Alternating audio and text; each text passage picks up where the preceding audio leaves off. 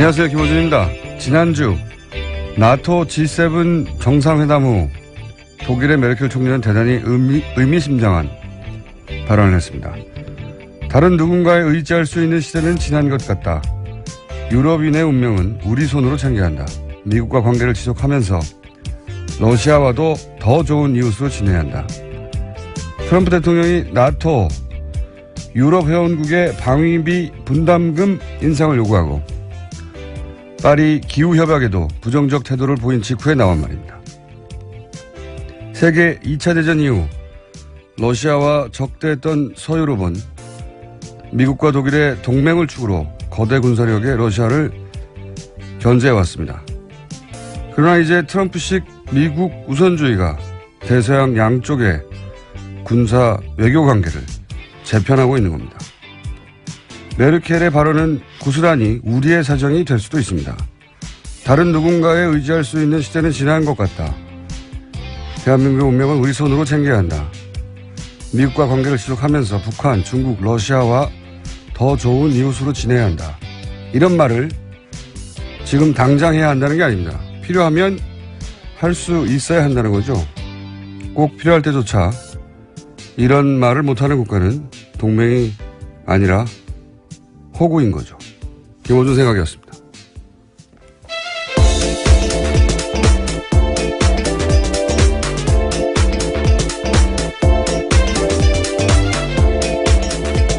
시사인의 김은지입니다. 자, 사실 이 메르켈 총리 발언은 서양 언론에서는 엄청난 큰 뉴스였어요. 그래서 미국에서도 나오고 유럽에서도 나오고 아직도 계속 추가 발언들이 나오는데 그쪽 정치인들도 계속 발언하고 있고 EU에서도 뭐 발언하고 우리도 한마디 해야 되는 것 같은데 말이죠. 우리 정치인들도. 왜냐하면 국제정세가 크게 변하는 거잖아요. 우리는 세계 속에 있고 계속 위장장님 얘기만 해가지고. 네.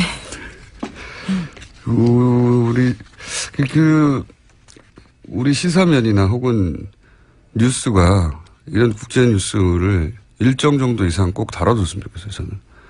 항상 세계 속에 있는 나라 중에 하나인데 우리나라가 다른 나라가 혹은 세계가 어떻게 변하는지에 대한 뉴스가 너무 없어요. 네, 앞으로 꼭 챙겨오겠습니다. 네. 자, 첫 뉴스는요? 네, 성주에 배치된 사드 발사대 2기 외에 추가로 4기의 발사대가 국내에 들어와 있다는 사실이 확인됐습니다.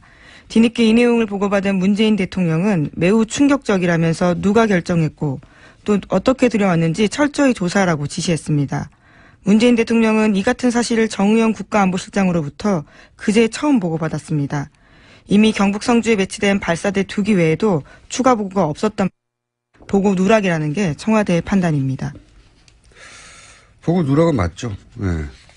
현재 이제 문서상으로는 보고받은 게 없다는 게 확인된 거잖아요. 이제 국방부에서는 이제 국방부는 했다고 하고 있죠. 네, 국방부가 지난 25일에 국정기획 자문위 업무 보고할 때는 그 사실을 보고하지 않았다라고 밝혔습니다. 하지만 이튿날인 26일에 청와대 국가안보실에 사드 발사대 4기가 추가로 반입된 사실을 보고했다면서 보고 누락은 아니다 이렇게 밝혔는데요. 하지만 청와대는 곧장 확인 결과 안보실에서 보고받은 사람이 없다면서 국방부 입장 표명에 대해서 반박했습니다. 이게 이제 언론에서는 진실 공방인 것처럼 보도하는데, 적어도 문서상으로는 청와대에 보고된 게 없는 게 확인됐어요. 네, 그렇죠. 예. 근데 이제 이게 국가적 최대 안보 이슈잖아요. 그런데 그냥 말로 했을 리는 없단 말이죠. 그러니까 문서가 없으면 보고가 없었던 게 맞다. 이렇게 보는 게, 합리적인데, 그래서 이걸 진실 공방이라고 보도를 하면 안 되는 거예요. 왜 국방부는 문서로 보고하지 않았고 기록도 없는가 이렇게 물어야 되는 거거든요. 그러니까 이게 마치 대등한 주체 간에 누가 거짓말하는지 모르겠다는 식의 진실 공방이라고 표현 쓰면 안 되는 건데 진실 공방이라고 보도가 되고 있는 거죠. 그 자체가 저는 비정상적인 상황이라고 봅니다. 이거는 왜 국방부는 문서로 제대로 보고하지 않았고 그것도 대통령 당선은 5월 9일이에요. 그렇죠.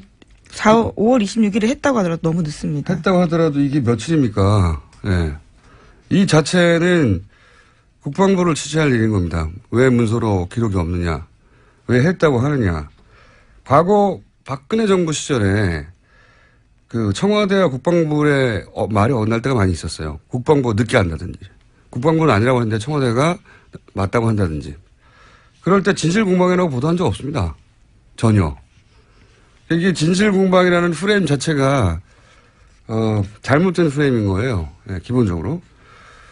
근데 이제 저는 이게 누가 언제 했냐 안 했냐 디테일이 중요한 게 아니라 이 본질은 뭐냐면 국군 통수권자잖아요. 대통령이요? 예. 그럼 국가안보에서 가장 첨예한 이슈에 대해서 확실한 보고를 받지 못했다는 거고 이 사건이 상징하는 건 제가 보기에는 대통령은 새로 선출됐지만 현재까지 바뀐 거는 대통령, 청와대 몇몇 인사, 서울지검장 그 외의 권력은 모두 그대로 있다는 겁니다. 예. 그걸 상징하는 거죠. 이게 무슨 진실 공방입니까? 제대로 보고가 안 된 거죠.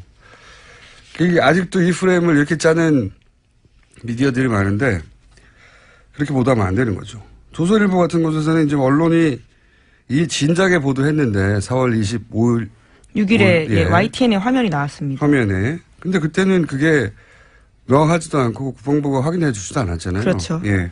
그러니까 이게 진작에 언론이 보도한 걸 호들갑 떠는 일이 아닌 거죠. 그때는 언론이 화면을 잡았지만 국방부가 확인해 주지 않았던 거고 대통령이 사드를 TV 보고 알아야 됩니까? 뉴스 보고? 말도 안 되는 뉴스인데 보도인데 만약에 노무현 정부에서 이명박 정부로 넘어갈 때 이런 일이 있었다. 조선일보는 100일 동안 나라가 무너졌다고 보도했을 일이에요. 가장 중요하게 생각하는 국방에 관련된 안보에 관련된 일을 가지고 시간도 너무 늦고 문서 보도도 없고 진실공방도 아니라는 거죠.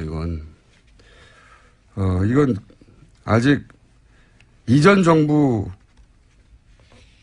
정부의 권력이 그대로 다 살아있다. 라는 사건으로 저는 이해합니다. 예.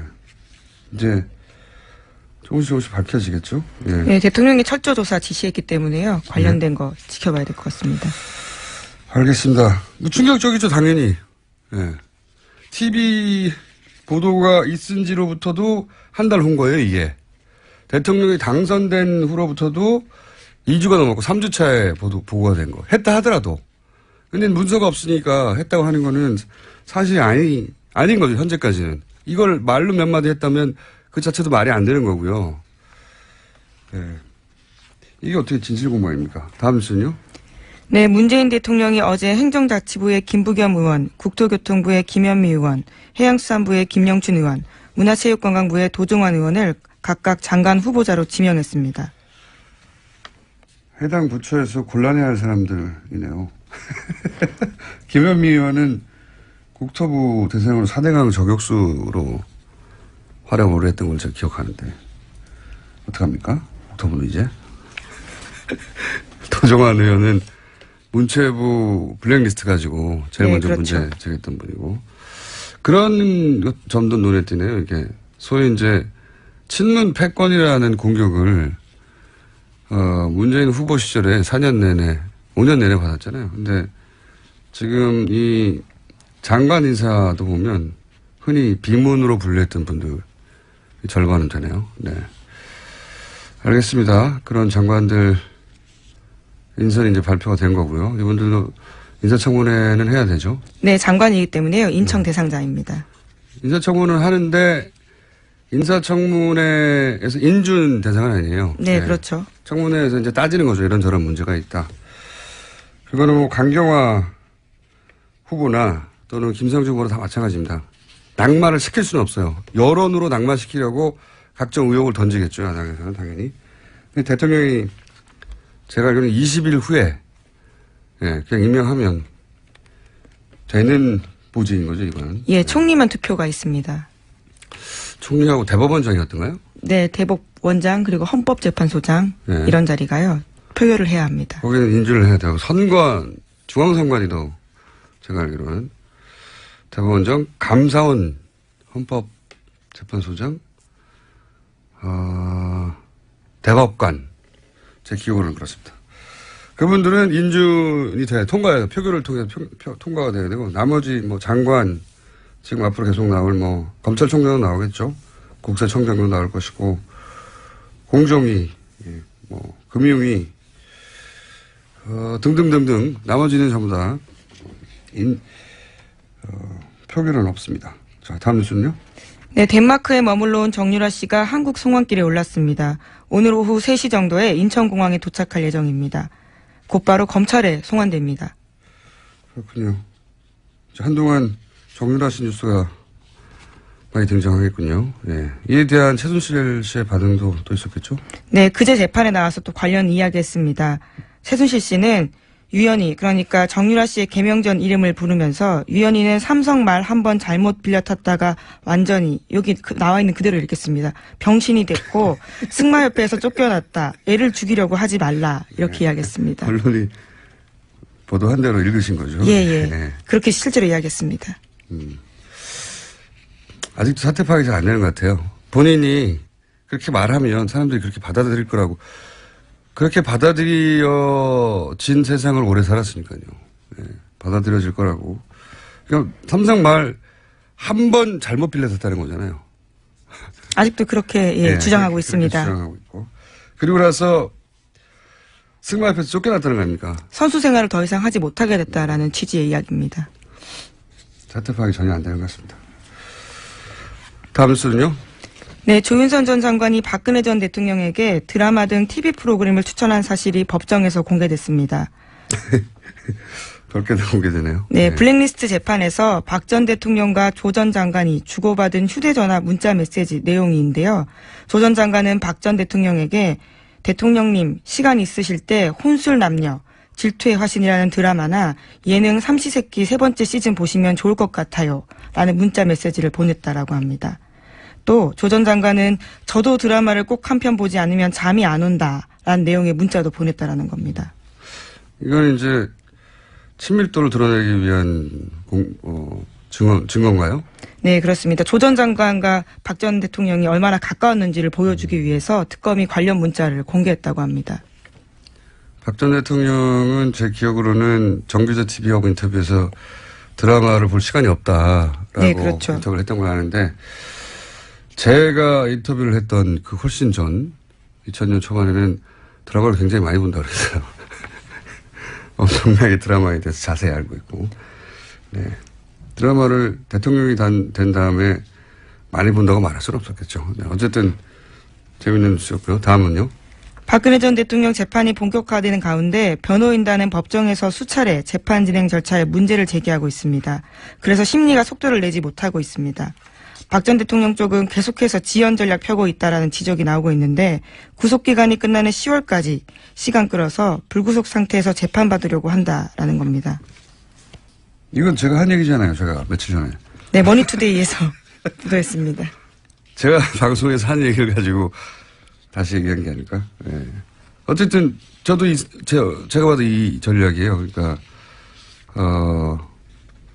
구속기간을 넘기려고 하는 것 같다.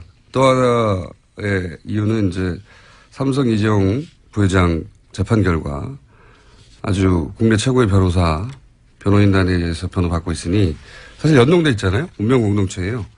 그 결과가 나온 이후에 본인들의 재판이 진행되면 유리하지 않겠는가 하는 생각 하나 하고 6개월을 넘겨서 일단 나간 다음에 재판을 이어가겠다고. 네, 불구속 상태에서 받고 싶다라는 거죠. 지금 그래서 사실상 의미가 없는 문제 제기를 많이 하거든요. 네. 증인이나 참조인 모두 다 직접 나오라고 하고 있고. 제가 해봐서 아는데 증인이나 참고인을 딱딱딱딱 시간에 맞춰서 그 사람들이 시간에 맞춰서 올 수 없는 사정도 굉장히 많아요. 그렇죠. 어렵습니다. 네. 그럼 자꾸 연기되는 거는요. 뭐 한마디로 하여튼 6개월 넘기겠다는 겁니다. 네. 제가 말했는데.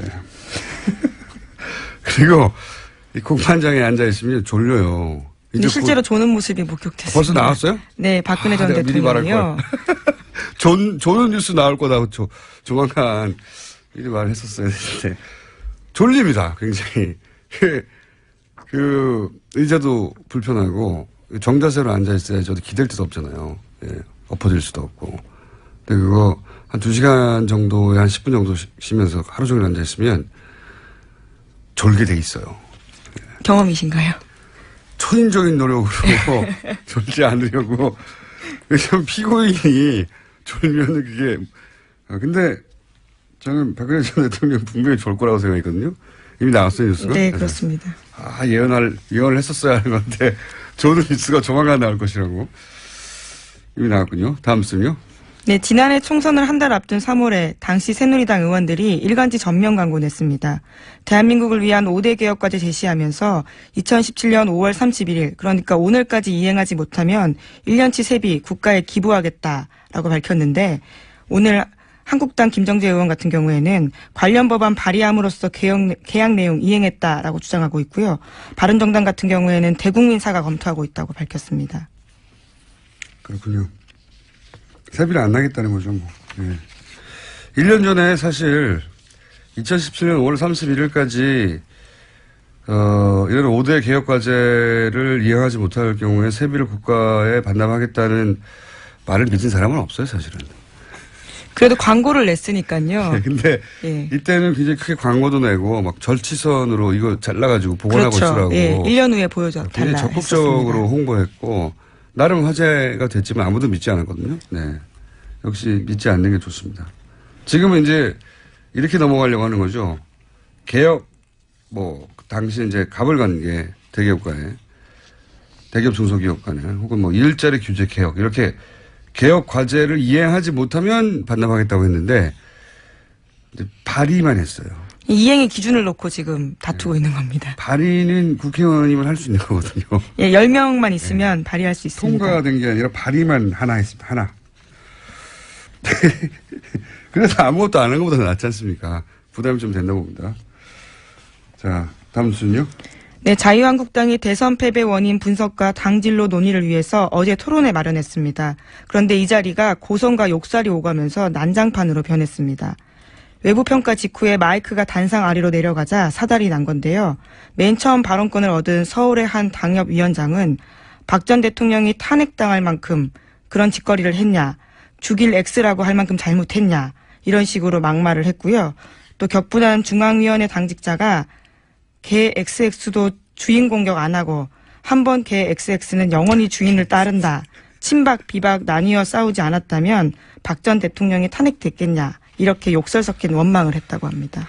원래 이제 대선 패배 후에 평가 토론회는 격하게 되어 있어요. 근데 이제 여기는 물과 기름 같은 친박 비박이 여전히 그 권력 관계가 정리가 안 됐었습니까? 친박이 당을 장악한 것도 아니고 비박이 장악한 것도 아니어서 격해질 수밖에 없죠. 그러니까 대선 평가가 원래 격한데 거기다가 지금 내부 권력 투쟁이니까 당연히 격해지겠죠. 예. 이 관련해서는 홍준표 전 도지사라고 해야 되나요, 이제? 네. 전 지사가 귀국하게 되면 정점으로 향하게 될 것이고 그때 저희가 이제 다뤄보겠습니다. 한번. 자, 하나 정도 제목 체크하고 넘어갈 수 있을 것 같습니다. 신원선. 네, 이건희 일가 인테리어 비용에서 수상한 결제가 발견됐다라는 한겨레 신문 보도가 있습니다. 불법 비자금일 가능성이 있어서 경찰이 수사하고 있다는 겁니다.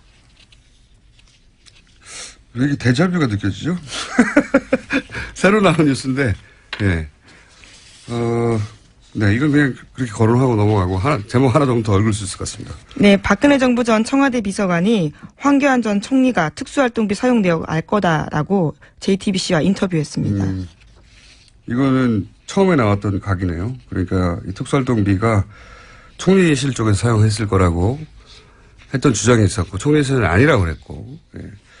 또 한 축에서는 급여에 보태줘서 사용됐다고 했고 그럼에도 불구하고 20억 정도 빈다 이게 나왔는데 이제 어쨌든 황교안 대행이 알 거라고 계속 주장하는 전 총무비서관 이야기입니다. 비서관 이야기가 나오네요. 그럴 수도 있겠죠. 예. 약간 이 뉴스는 제가 보기엔 황교안 총리가 아느냐 혹은 뭐 우병우 민정수석이 아느냐 문제보다 더 중요한 거는 이 돈이 당시 특수활동에 해당되는 제가 보기엔 그 당시에 청와대는 특수활동에 해당될 태극기 집회나 가짜뉴스 생산에 일부라도 전용이 됐느냐 그게 본질이라고 봅니다. 그렇다면 상황이 달라지는 사태가 벌어지겠죠. 오늘 여기까지 해야 되겠습니다. 지금까지 시사인의 김은지였습니다. 감사합니다. 문재인 정부 출범 직후 소위 4강 특사가 사객으로 향했었죠. 그중 마지막에 귀국한 러시아 대통령 특사 송영길 의원 전화해 보겠습니다. 안녕하세요, 의원님. 네, 안녕하십니까. 송영길입니다. 제가 이제 방송 중에도 잠깐 언급했었는데 당시 러시아 특사로 송영길 의원님이 가신다는 얘기를 듣고 의원님이 왜 러시아 특사로 일단 뽑히신 거죠? 네, 그런 질문을 많이 들었습니다. 중국으로 갈 줄 알았는데. 네. 중국과 가깝지 않으셨나요? 다 외교를 했습니다만, 네. 러시아는 제가 인천시장 시절에 특별한 또 인연이 있었습니다. 어떤 인연이 있습니까? 일전쟁 때 인천 앞바다에서 침몰했던 바리약이라는 함대 깃발을 러시아에 대여하는 과정에서 예. 많은 접촉이 있었고요. 그래서 네. 페테르스부르크, 에카테린부르크, 블라디보스토크와 인천시가 자매결연을 맺게 되었고, 또 그때 메드베데프, 지금 푸틴 대통령, 마트비엔코 지금 상원 의장을 비롯한 많은 러시아 인사들과 이제 만나게 되었습니다. 인천시장 시절에. 네, 그래서 또 푸틴 대통령이 직접 크렘린에 초청을 해서 저한테 국가 훈장도 수여하는 게 돼가지고. 이번이 아니라 인천시장 시절에 그런 인연이 이미 있었다는 거죠? 예. 아하. 2013년에. 그 깃발이 러시아에게는 중요한 깃발이었나 보죠? 마치 우리 명랑해전의 이순신 장군의 그 깃발 같은. 그렇군요. 그런 의미가 있는 것 같습니다. 예. 그런 역사적 의미가 있는 깃발을 인천시에서 복원하고 있다가 러시아에 대여함으로 해서 러시아 입장에서는 그 국가적 그 역사적 의미가 담긴 보물이 돌아와서 그런 네. 일을 해준 인천시장을 러시아에서는 굉장히 고마워했다. 그래서 그때 인연이 맺었다 이거군요. 그렇습니다. 예. 네. 그래서 후보 시절 그 문재인 후보님과 많은 대화를 나눴습니다. 이 러시아 부분에 대해서. 예. 그렇군요. 그러면 이번에 푸틴 대통령을 직접 만나셔가지고 주로 나누신 그 대화의 주제는 어떤 거였습니까? 저희 한러 관계에서 최초로 러시아 대통령이 우리나라 대통령 취임 축하 전화를 직접 해줬고 또 특사를 만나게 되고 이런 것에 대한 문재인 대통령님의 감사의 표시와 또 네. 북핵 문제 해결에 러시아의 협력 요청 그리고 한러 경제 협력을 잘 해보자는 그 대통령의 친서 전달과 취지를 전달했습니다. 다 좋은 얘기인데요. 근데 구체적으로 그때 진행된 게 있습니까? 글쎄, 그래서 사실 보면 이명박 대통령, 사실 최초로 문재인 전에 노무현 대통령님과 푸틴과의 정상회담에서부터 여러 가지 경제 협력이 논의되어 왔는데 예.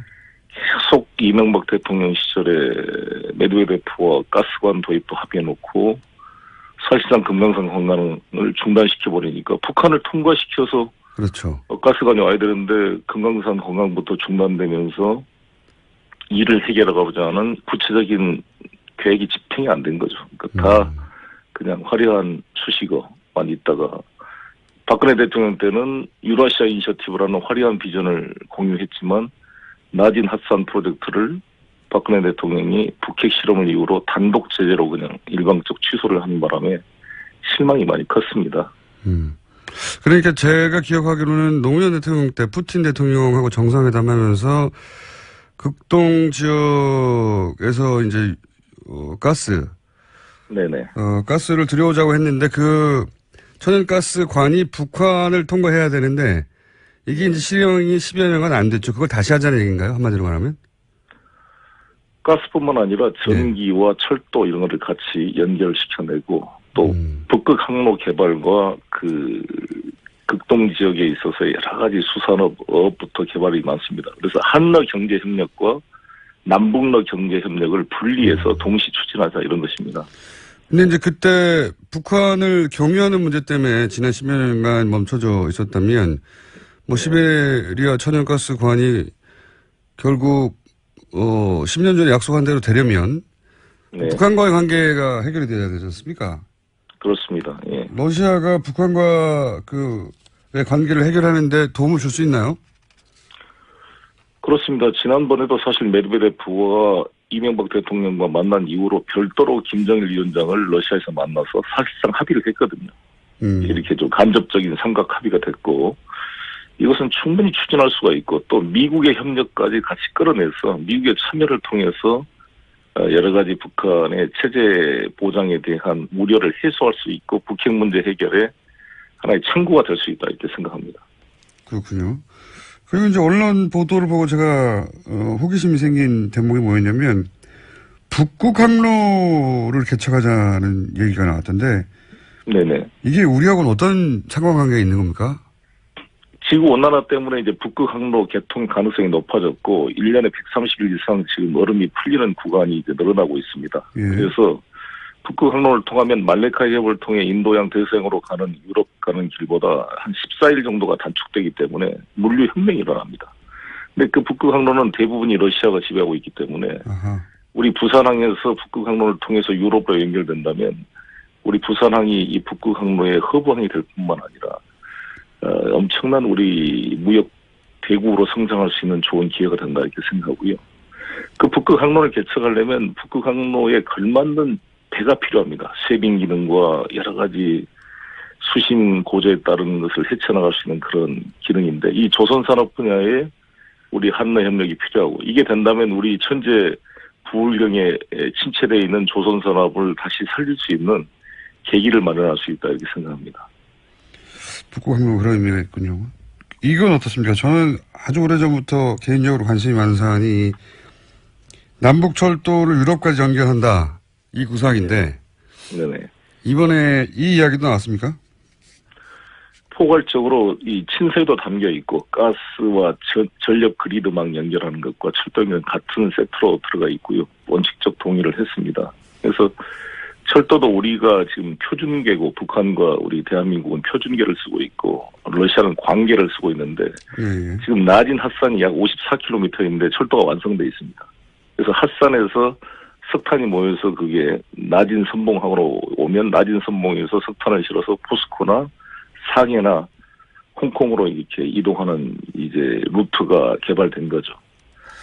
근데 저는 이제 이게 단순히 석탄만으로 해서는 안 되고 극동 지역에 우리 한국과 러시아가 협력하는 산업공단을 만들어서 완제품이 만들어지면 컨테이너 수출항으로도 같이 기능할 수 있다 이렇게 생각합니다. 알겠습니다. 예, 장사 잘 하고 오셨고요. 이제 좀 더 정치적인 이야기 여쭤보겠습니다. 이제 이 사드 문제에 관해서는 러시아도 그동안 물론 뭐 중국만큼의 입장은 아니었지만 입장을 내왔었거든요. 반대 입장을. 이번에 가셔서 사드 문제도 논의가 됐습니까? 그렇습니다. 라블로프 외무부 장관이나 일관되게 사드는 반대한다 이런 입장이고 전쟁을 통해서 해결 안 된다. 그다음에 제재를 통해서 해결 안 된다라는 거라고 협력을 대화와 타협을 통해서 해결하자 이런 취지인데 사드는 두 개의 장사정포나 다른 이 저고도 미사일을 방어할 수 없는 체제이고 러시아 중국의 전략적 이해를 침해한다 이런 입장을 일관되게 견지하는 것 같습니다. 그 사드에 대해서는 원론적인 입장 정도를 밝힌 것 같은데요. 근데 이제 어제부터 갑자기 불거진 이야기인데 그 사드 발사대가 2기 이외에 추가로 4개가 이미 국내에 들어와 있었다. 언론 보도로 그런 거 아니냐는 추정 보도는 한 달여 전에 있긴 있었습니다만. 근데 이제 이 보고 내용이 누락됐다고, 제대로 보고가 안 됐다고 지금 청와대가 어제 크게 문제 삼았지 않습니까? 이 전후 사정을 어떻게 파악하고 계십니까?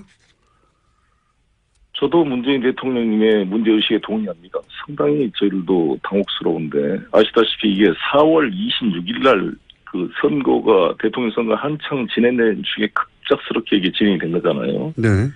이것도 저는 적절치 않다. 현재 대통령이 탄핵돼 있고, 많은 국민들이 이 사드 배치 찬반을 넘어서 설치 과정의 프로세스가 필요하다 이런 입장을 가지고 있는데, 새로운 대통령이 당선되면 당연히 그때 처리하는 게 맞을 텐데, 왜 이렇게 급격하게 했는가? 저는 김관진 안보실장이 무슨 특별한 로키드 마틴과 이해관계가 있는 거 아닌가 하는 의혹을 사기에 충분하다고 봅니다. 그래서 이게 난 조사가 꼭 필요하다는 입장이고요. 그리고 5월 9일 날 대통령이 당선됐으면 5월 10일 날 당장 보고해야 될 사안이 아니었습니까? 제가 생각할 때는. 그렇죠. 국군 통수권자인데 5월 10일 날 보고돼야 될 게 5월 25일 국정기획위원회에서 보고되면서 그것조차 문서에는 사기가 누락되면서 보고됐다는 것은 심각한 문제다 이렇게 생각합니다. 자유한국당에서는 몰랐다면 무능한 거고 뭐 이렇게 공격하고 있고 또 보수 언론에서는 이미 보도됐는데 뭘 새삼스럽게 놀란 척하느냐 이런 지적도 있습니다. 저는 그때 세월호 그런 사태가 발생했을 때 우리 대통령께서 그리고 안전행정부나 청와대가 공식적 보고 라인을 통해서 상황을 보고 파악하기보다는 텔레비전을 보고 뉴스를 보고 파악했다 이런 이야기를 들을 때 저는 너무 가슴이 아팠잖아요. 이렇게 어떻게 국가 시스템이 저럴 수 있을까. 아니 뉴스에 나왔으니까 보고 안 해도 된다. 이게 무슨 국가의 공식적 체계에 대한 그 존중이 되겠습니까? 그래서 저는 이거는 말이 안 되는 일이다 이렇게 생각합니다.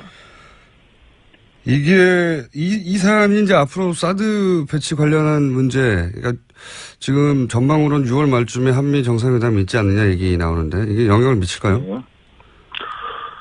여러 가지로 당연히 서로 검토를 하지 않겠습니까? 근데 중요한 것은 미국 측이 최초에 반응한 것처럼 우리 대한민국의 민족 절차를 존중하리라 생각합니다. 그래야 되는 것이고 이 문제는 우리 국가 주권에 관한 문제이고 우리 대한민국 안보에 심대한 영향을 미치는 전략적 무기체계 더구나 우리 이게 북한만 방어용이 아니라 글로벌 MB 체제에 편입돼서 중국과 러시아를 가상적인 군사적 적국으로 만들 수도 있는 개연성이 있는 중대한 이 조치를 국회가 심의도 하지 않고 더구나 우리 국가의 예산이 들어가고 사드 배치 운영에 대한 부담 문제도 논란이 되고 있는 시점에서는 당연히 민주주의 국가라고 한다면 국회의 심의 절차를 거쳐야 된다 이렇게 생각을 합니다. 또 이것을 민주주의 국가의 미국에서는 당연히 존중해야 된다. 입장을 바꿔놓고 캘리포니아에 외국의 군대가 배치돼서 미사일 방어 체계를 만들 때 미국의 의회의 동의 없이 그거를 할 수 있다고 말하는 사람은 아무도 없을 것입니다. 오랜만에 연결했으니까 한두 가지 더 여쭤보겠습니다. 네네. 지금 인사청문회가 한참인데 강경화 후보, 김상조 후보 관련해서도 언론에서 여러 가지 의혹이 제기되는 게 있습니다. 네. 예, 이분들 관련해서 여당 입장에서 네. 이런 논란에 대해서 한 말씀 하신다면요? 논란에 경중이 있을 거라고 봅니다. 그 사안 자체가. 근데 그 사안 자체의 내용을 잘 파악하고 실제로 그 장관이 수여되는 국정 업무를 잘 수행할 수 있는가 여부를 집중해서 청문이 진행돼야 되는 게 아닌가 생각합니다. 야당 시절에는 훨씬 더 혹독하지 않았습니까? 민주당이 후보자들에 대해서? 그렇죠. 여러 가지로 그 사안에 따라서 달랐다고 봅니다. 그 사안의 내용이 어떤 분야에 집중하는 방향이 달랐다고 생각합니다. 그러니까 이 위장 전입 문제도 네. 사실상 그 부동산 투기 목적이나 여러 가지 그 불가피한 외국에 이사하거나 뭐 할 때의 불가피성과를 같이 비교해서 경중을 따져야 되는 게 아닌가 생각합니다.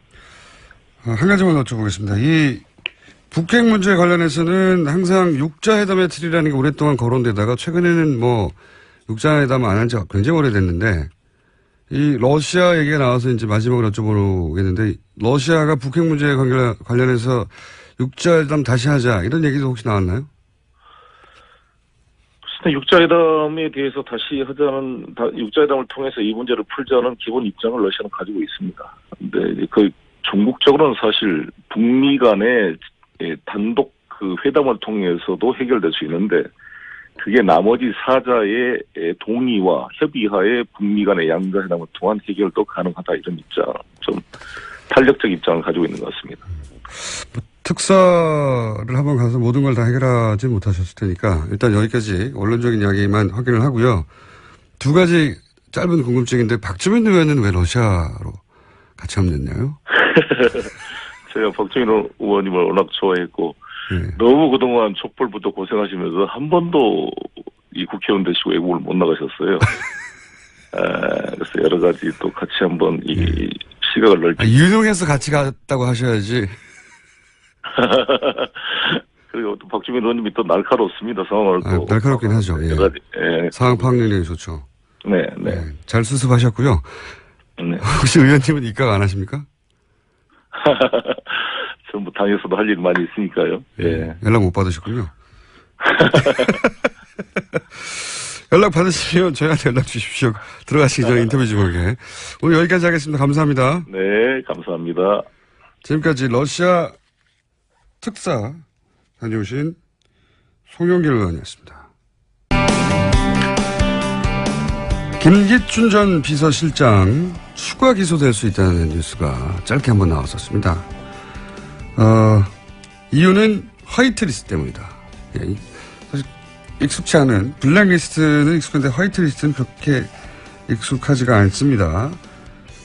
그렇다면 김기춘 전 비서실장을 추가 기소할 수도 있다고 하는 이 화이트리스트가 뭔지 이 사안을 직접 취재한 한겨레 20일 김한 기자 저희를 모셨습니다. 안녕하십니까? 네, 안녕하세요. 전 전화를 하려고 했는데 직접 네. 오셨네. 네. 오라 그러던데. 아니 저는 굳이 얼굴을 보고 얘기할 생각까지는 없었는데. 반갑습니다. 잘 오셨고요. 예. 일단 화이트리스트가 뭔지 왜 이게 추가 기소 사유까지 되는 건지 네. 왜 이렇게 심각한 건지 좀 짧게 설명해 주십시오. 10분밖에 없거든요. 네. 그 블랙리스트는 이제 이른바 지원 배제 리스트잖아요. 화이트리스트는 그렇죠. 지원 동료 리스트 정도 될 겁니다. 아하. 블랙리스트는 이 사람한테 돈 주지 말라는 네. 거고 그러니까 자격이 돼도 안 주는 거고 네, 그렇죠. 화이트리스트는 자격이 안 돼도 돈을 주라고 하는 거. 그렇죠. 예. 단순화시키면 그런 네, 겁니다. 단순화시키면 그렇고 이게 공적 자금, 그러니까 기금이라든지 공적 자금을 지원할 때는 정부 부처를 통해서 뭐 리스트를 만들어서 블랙리스트처럼 얘네들은 돈을 줘라 이렇게 하면 되는 거고 민간 단체, 그러니까 그거보다 훨씬 더 은밀한 지원을 할 때는 정경련이나 이런 기관을 통해서 어디에 돈을 좀 집행해라 뭐 이렇게 이제 지금 청와대가 움직였다 이렇게 검찰은 보고 있습니다. 그러니까 집회 현장에서 보수단체를 동원할 때 네. 그런 돈들은 우리가 익히 여러 차례 보도를 통해 들었는데 이건 그게 아니라 이제 문화예술 분야에서 네. 이 사람들이 만드는 영화 혹은 이 주제로 만드는 영화는 보수 성향의 영화 혹은 뭐 그쪽이 좋아할 만한 영화니까 어떤 요건을 충분히 갖추지 못해도 돈을 지원한다. 국가의 돈을 그쪽에 네. 자원을 쓴다. 뭐 이렇게. 네, 특히 영화 분야에서 두드러졌는데요. 영화 분야가 이제 투자 규모가 크고 산업적으로 파장도 크고 문화적으로 이제 그것도 크다 보니까 박근혜 정부가 이제 문화예술계 자편향을 바로잡는다 이런 기조와 취지 속에서 뭐 김영환 업무수첩이나 이런 데 보면 굉장히 그런 얘기들이 많이 나오지 않습니까? 그렇죠. 그리고 김기춘 비서실장이 직접 구속 사유이기도 했는데 그 다이어리에 보면 화이트리스트라는 용어는 등장하지 않지만 네, 그렇죠. 지원하라고 하는 얘기가 지원이 나오죠. 나오죠. 네. 그래서 그 부분에서 실제 영화들이 이른바 우리가 이제 국뽕 영화라고 불렀던 국뽕이요. 네, 국뽕 국가주의의 뭐라고 표현하는 게 적절할지 모르겠지만 그러니까 소위 이제 애국심을 고취하고 네, 막 고취하는 예, 영화. 우리나라가 이제 소위 박정희 대통령 시절부터 해서 이렇게 크게 잘 살게 됐다는 네, 내용을 그렇죠. 예. 기반으로 하는. 네, 예. 그래서 뭐 그런 영화들이 제작이 쭉 줄줄이 되는 과정에서 모태펀드라고 하는 영화계에서 굉장히 중요한 예. 그 투자 그 지원 기구가 있습니다. 그래서 영화의 시나리오라든지 이 영화의 스태프들의 역량을 판단을 해서 이 영화가 얼마나 흥행이 될 것이다라고 이제 예측을 해서 제작 지원금을 주는 거. 좋은 거잖아요. 네, 좋은 거죠. 그래서 네. 한국 영화 활성화에 굉장히 기여를 했는데 이 박근혜 정부 들어와서 이 모태펀드에 낙하산을 꽂는 방식으로 해서 영화 제작 지원을 좌지우지하게 됩니다. 그래서 원래 모태펀드는 국가적으로 그러니까 문화예술 분야를 지원하고 진흥하기 위해서 만들어진 거대한 기금인데. 그렇죠. 예. 근데 그 기금에 특정 인사, 박근혜 네. 정부 시절에 특정 인사를 네. 낙하산하여 그 분을 통해서 그 사람을 통해서 그러면 충분한 자격 요건이 안 됐는데도 지원하는 네, 영화 그렇죠. 같은 사례들이 구체적으로 있습니까? 네, 대표적으로 지금 제작 중인 사선에서라는 영화가 있는데요. 사선에서요? 네. 뭐 어떤 요건을 못 갖췄는데 얼마나 지원을 받는 거예요? 이 영화는 전체 제작비가 45억 정도로 영진이에서 파악을 하고 있는데 예. 그 중에 43억 원을 정부 지원금으로 충당을 했습니다. 그게 얼마나 이례적인가요? 이거는 충무로에서는 전무후무한 일입니다. 후문은 알 수가 없잖아요. 후문은 뭐 알 수는 전무까지만 없는데, 하죠. 모태펀드도 없을 거라고 얘기를 하니까 모태펀드 관계자들도 이게 왜 그러냐면 예. 모태펀드가 심사를 할 때 몇 가지 주요하게 보는 게 있는데 하나는 이 영화가 민간 투자를 얼마나 받아왔느냐. 그러니까 그 얘기는 예. 민간에서 이미 경쟁력을 얼마나 인정받았느냐. 그렇죠. 최소한 영화 전체 제작비의 한 30% 정도는 이미 민간에서 투자를 받았느냐. 예. 이거를 주요하게 보고. 말이 되네요. 네, 그 다음에 이 영화의 제작자와 감독이 어떤 커리어를 갖고 있느냐. 그래서 그것도 중요하죠. 네, 중요하죠. 네. 이 부분 이제 두 가지가 제일 중요하고 그 다음에 이 영화를 실제로 배급할 수 있느냐, 뭐 요거를 이제 중요하게 보는데 실제로 배급할 수 있다는 건 무슨 의미예요? 배급사를 사전에 뭐 어떤 뭐 지금 주요한 아하. 배급사들이 이제 몇 가지가 있으니까 그렇죠. 이런 네, 부분들 주요 배급 라인을 탈 수 있느냐. 뭐 그걸 이제 주요하게 보는데 뭐 당연한 얘기네요. 네, 그러니까 그렇죠. 민간에 투자를 받았다는 얘기는 민간에서 이미 경쟁력이 있다고 그렇죠. 시나리오 통과됐다는 네. 얘기고 그리고 영화를 직접 찍을 감독이 굉장히 중요하니까 그렇죠. 감독이 누구냐. 네. 그리고 나서 다 잘 만들어도 배급망을 못하면 안 되니까 네. 배급망을 탈 수 있느냐. 네, 그렇죠. 상식적인 것 같은데. 네, 그 세 가지 중에 한 가지라도 충족이 안 되면 투자금을 회수할 수가 없으니까. 그렇죠. 영화가 실제 잘 안 되면. 근데 이 사선에서라는 영화는 일단 이 제작자와 감독이 모두 무릎 그 팔꿈치로 쿵쿵 치시면 안 됩니다. 그 제가 이미 무게로 이미 삐끄덕삐끄덕 하고 있거든요. 네, 그렇습니다. 알겠습니다. 그 이미 제작자와 감독이 모두 신인입니다. 그리고 민간 투자금 그 이전에 상업영화를 한 적이 네, 없어요? 없습니다. 그래요? 이런 경우는 모태펀드에서 아예 심사조차 안 한다 그래요. 그러니까 예를 들면 제작자도 신인이고 감독도 신인일 경우엔 제작자도 신인이고 네네. 제작자도 첫 영화, 감독도 첫 영화. 감독도 첫 영화. 네. 이런 경우에는 아예 뭐 관례적으로 서류에서 그냥 탈락시킨답니다. 왜냐하면 그 영화가 아니어도요. 다른 분야에도 마찬가지죠. 네, 그렇죠. 근데 네. 그런 구조에서 그 다음에 민간 지원금이 전혀 없었습니다. 민간 투자금이 제로. 예. 제로. 돈이 하나도 없는데 네. 그냥 서류만 들고 온 거죠. 첫 제작자의 첫 감독한테 돈을 네. 전체 영화에 45억인데 43억을 쏟았어요? 그렇죠. 그래서 모태펀드를 통해서 35억을 받았고 그 다음에 영진이 직접 지원을 통해서 8억을 받았는데 2억은 어디서 난 거예요? 2억은 지금 밝혀지지 않았습니다. 뭐 그래요? 지금 열심히 취재를 해봤는데 못 알아냈습니다. 근데 이게 그래서 어떻게 됐냐면 보증이 필요하지 않습니까? 민간 투자가 없는 영화니까. 그러니까 영진이가 가족영화 제작 지원 사업이라는 항목을 만들어서 이 영화한테 8억을 먼저 몰아줍니다. 그게 그래서 뭐예요? 다시 얘기해주세요. 그러니까 영진이가 어떤 의미죠? 2015년도에 네. 가족영화 제작 지원 사업이라는 지원 항목을 네. 예산 편성 과정에서 중간에 끼워 넣습니다. 가족영화요? 네, 가족영화라는 개념 자체가 주제가 가족을 다룬다는 그렇죠. 영화예요? 네, 그렇죠. 그래서 명분은 헐리우드에는 가족영화가 많은데 충무로는 가족영화가 없으니 가족영화를 제작 지원하겠다 이런 건데. 가족이 주제인 영화는 지원한다고요? 네, 그렇죠. 그러니까 그 전체 영화 연령과 전체 관람가 영화들. 가족영화라는 걸로 지원받은 영화가 또 있습니까? 뭐 3편이 있는데 네. 다 제작 중이긴 합니다. 근데 이 중에 한 편이 이제 이 영화입니다. 첫 근데 번째. 그런데 그 항목의 혜택을 나중에 받은 거네요? 네, 그렇죠. 근데 문제가 뭐냐면 그게 영진이가 보통 이제 기관들이 4월 달에 예산을 올리지 않습니까? 정부 이제 문체부나 기재부의 승인을 받기 위해서. 네. 이때 영진이가 짰던 항목에는 없었습니다. 그 가족영화 제작 지원 사업이. 그러니까 영진이 발이 아니라는 거죠. 이 예산 자체가. 위에서 떨어진 예산이라는 거죠. 아하. 그래서 그게 문체부가 꽂아넣는지 기재부가 꽂아넣는지 모르지만 영진이가 예산안을 제출한 시점 이후에 정부 부처 어딘가서 그 예산을 야 니네 50억 편성해 이렇게 꽂은 거죠. 그래서 처음에는 그거보다 더 많았대요. 그 표현이 참 저렴하네요. 네. 꽂았다. 예산 보통 꽂았다는 표현 많이 쓰니까. 네. 그래서 편성했다고 네, 해주십시오. 편성했습니다. 그래서 처음에는 더 많이 편성해라 이랬는데 영진이 내부에서도 좀 반발이 있었답니다. 이거 갑자기 이렇게 예산 편성을 많이 하면 말이 나온다. 이건 직접 지원 사업이기 때문에. 그래서 예산을 줄여서 결국 이제 50억 규모로 해서 이 영화가 최초로 수혜를 받아서 8억을 받고. 그럼 가족영화 지원 사업이요? 예, 네네. 지원 가족영화 제작 지원 사업. 그 사업에 혜택을 입어서 8억 원을 받았던 것은 네. 왜 그렇게 급하게 편성했다고요? 모태펀드 추정키로는 모태펀드에서 민간 투자가 제로인 상태에서 모태펀드를 받기가 좀 그러니까. 그게 맨 처음부터 아무것도 없는데 모태펀드가 들어갈 수가 없으니, 네, 없으니.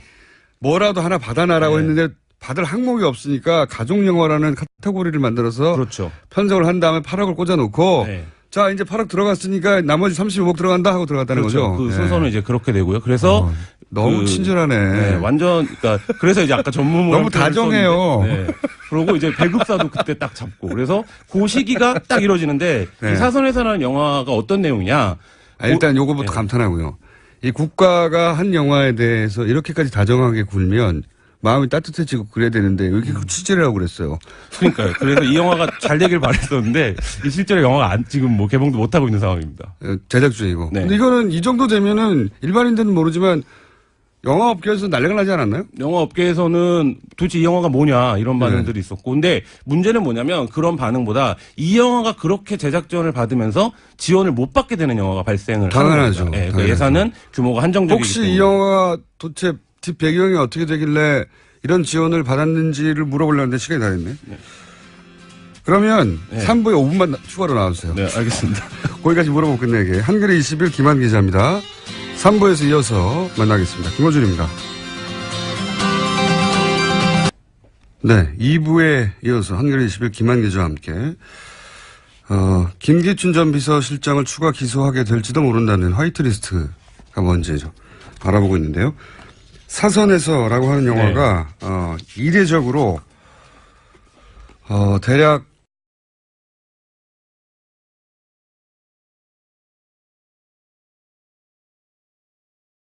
45개 영화선 중에 43억을 네. 예, 국가에서 투자를 받았다. 네. 이런 것은 전무하다. 네, 그렇죠. 예, 그래서 제가 이제 2부 마지막에 대단히 다정다감하게 국가가 네. 챙겨주었다 이 영화를. 네.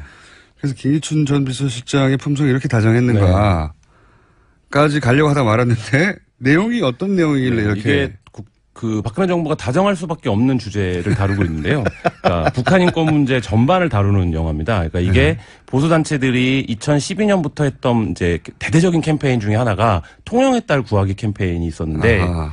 이게 월북한 오길란 박사의 가족을 둘러싸 그래서 북한이 이렇게 이제 우리나라 국민들을 감금하고 수용소에 가두고 뭐 이런 얘기들이 쭉 이제 펼쳐지는 한마디로 이제 예. 북한이 나쁜 나라고. 그렇죠. 북한의 실상을 불량 이제- 국가고 네. 그리고 북한을 적대시하는 건 당연하고 뭐 이런 내용인 거죠. 네, 한마디로. 그렇죠. 그리고 예. 그 캠페인을 주도했던 이가 이제 최홍재 씨인데 예. 최홍재 씨가 박근혜 정부에서 정무수석실 선임행정관을 지냈죠.